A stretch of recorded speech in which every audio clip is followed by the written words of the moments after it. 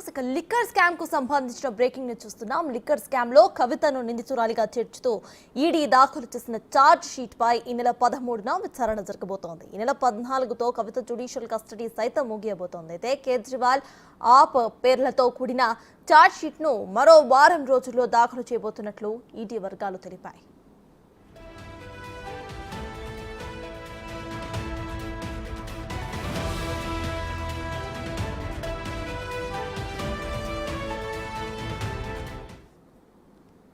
కవితకు సంబంధించి ఈడీ అధికారులు 224 పేజీలతో రౌజ్ అవెన్యూ ప్రత్యేక కోర్టుకు ఛార్జ్ షీట్ ను సమర్పించారు. కవిత కేసు దర్యాప్తు పత్రాలన్నీ కూడా ఒక ట్రంక్ పెట్టెలో దాచి కోర్టుకు తరలించారు. లిక్కర్ కేసు మొదలు ఇప్పటి వరకు కవితపై సేకరించిన ఆధారాల మేరకు ఛార్జ్ షీట్ లో అనేక అభియోగాలను నమోదు చేశారు.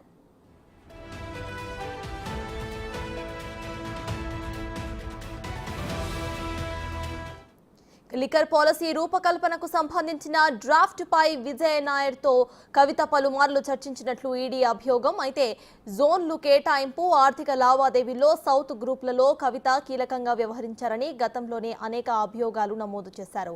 విజయ్ నాయర్ మొదలు సమీర్ మహేంద్రు సౌత్ గ్రూప్ సభ్యులతో పాటు నార్త్ గ్రూప్లోని మద్యం వ్యాపారులతోనూ కవిత చర్చలు జరిపినట్లుగా భావిస్తున్నారు. సమావేశాలు, వాట్సాప్ చాటింగ్, కాల్ డేటా, ఆర్థిక లావాదేవీలు ఇలా అనేక విషయాలను ఈడీ ఛార్జ్షీట్లో నమోదు చేసినట్లుగా తెలుస్తోంది.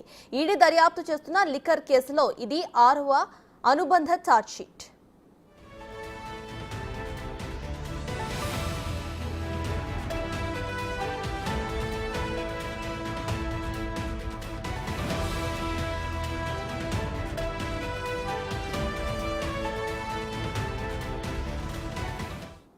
BRS MLC Kavitha, Charanpreet Singh, Damodar Sharma, Prince Kumar, Arvind సింగ్లపై ఈడీ ఛార్జ్షీట్ దాఖలు చేసింది.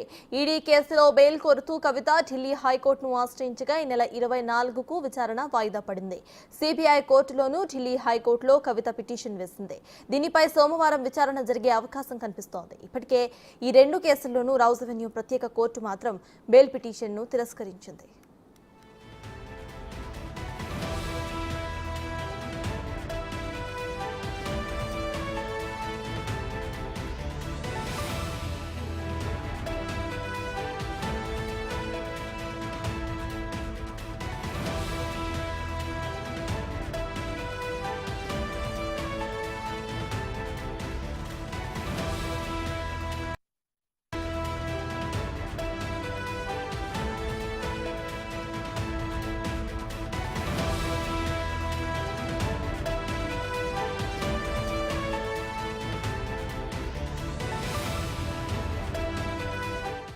లిక్కర్ స్కామ్ లో కవితను నిందితురాలిగా చేర్చుతూ ఈడీ దాఖలు చేసిన ఛార్జ్ షీట్ పై ఈ నెల 13న విచారణ జరగబోతోంది.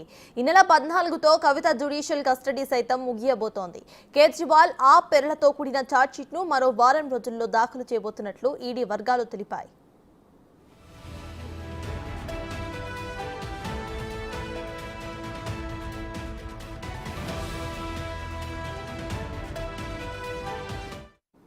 ఇక కవితకు సంబంధించి ఈడీ అధికారులు 224 పేజీలతో అయితే ఆల్రెడీ ఛార్జ్ షీట్ ను రౌజ్ అవెన్యూ కోర్టులో సమర్పించారు. ఇక ఈ నెల 13వ తారీఖునైతే ఈ ఛార్జ్ షీట్ పై విచారణ జరగబోతోంది. ఇదే విషయంపై పూర్తి డీటెయిల్స్ ను మా ప్రతినిధి శివ అందిస్తారు. శివ, చెప్పండి, ఈ నెల 13న విచారణ జరగబోతున్నట్టు తెలుస్తోంది రౌజ్ అవెన్యూ కోర్టులో. సో ప్రెసెంట్ దీనిపైన అప్డేట్స్ ఏంటి?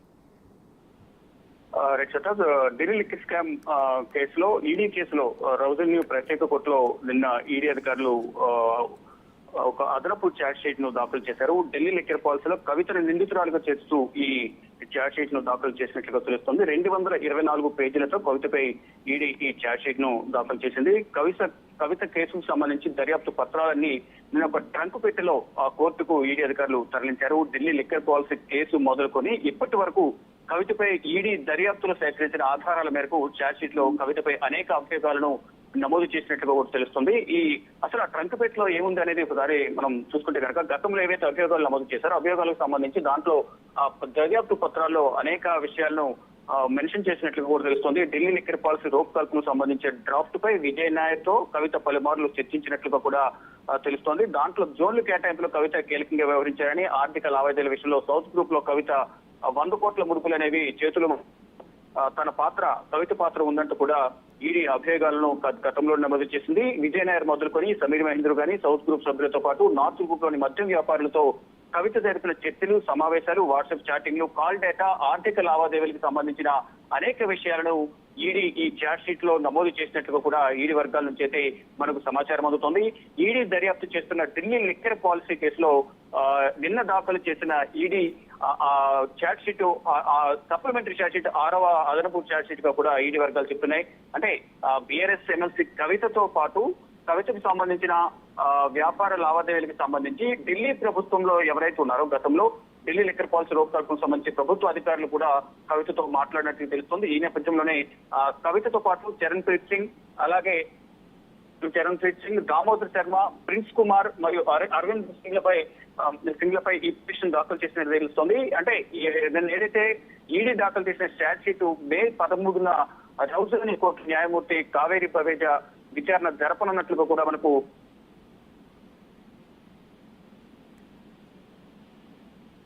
వ్యవహారం అంతా కూడా కవిత కీలకంగా వ్యవహరించి ఆర్థిక లావాదేవీలు కూడా కవిత చేతుల మీదుగా ఢిల్లీ సీఎం అరవింద్ కేజ్రీవాల్ అలాగే మనీష్ సిసోడియాకు వెళ్ళాయి. ఈ డబ్బును 2022 గోవా ఎలక్షన్ లో వినియోగించారు, అక్కడ ప్రచార కార్యక్రమాలకు వాడుకున్నారు అనేది ప్రధానంగా ఈడీ అభియోగాలు నమోదు. దానిలో భాగంగానే నిన్నైతే ఏదైతే 6వ అదనపు సప్లిమెంటరీ ఛార్జ్ షీట్ దాఖలు చేశారో ఈ ఛార్జ్ షీట్ లో కవిత పాత్రపై కవిత కీలకంగా వ్యవహరించారు, సౌత్ గ్రూప్ లో కింగ్ పిన్ గా వ్యవహరించారు అనేది ప్రధానంగా ఈడీ అభియోగాలు నమోదు చేస్తూ నిన్న దాఖలు చేసిన 224 పేజీల ఛార్జ్ షీట్ లో మెన్షన్ చేసినట్టు తెలుస్తుంది. ఇక 14వ తేదీతో కవిత జ్యుడిషియల్ కస్టడీ కూడా ముగిపోతోంది. మరోవైపు బెయిల్ కోరుతూ కూడా ఇటు ఈడీ సిబిఐ కేసుల్లో ఢిల్లీ హైకోర్టును ఆశ్రయించారు. సిబిఐ కేసులో సోమవారం విచారణకు వచ్చే అవకాశం కనిపిస్తుంది. ఇక ఢిల్లీ ఈడీ కేసులో మాత్రం తదుపరి విచారణ మే 24కు వాయిదా వేశారు. మొత్తంగా కవిత భవితవ్యం అనేది ఈ 224 పేజీలలో నిక్షిప్తమై ఉంది. మొత్తం కవిత వ్యవహరించిన తీరు గాని, కవిత ఎవరెవరితో మాట్లాడారు, ఎవరెవరి దగ్గర ఎంత సొమ్ము ముడుపుల రూపంలో తీసుకున్నారు, దానికి ప్రతిఫలంగా కవిత వారికి జోన్లు ఎన్ని కేటాయించారు అనే దానిపై కూడా మొత్తంగా ఈ ఛార్జ్ షీట్ లో 224 పేజీల అదనపు ఛార్జ్ షీట్ లో ఈడీ అధికారులు నమోదు చేసినట్టుగా కూడా మనకు తెలుస్తోంది. Right, thank you Shiva.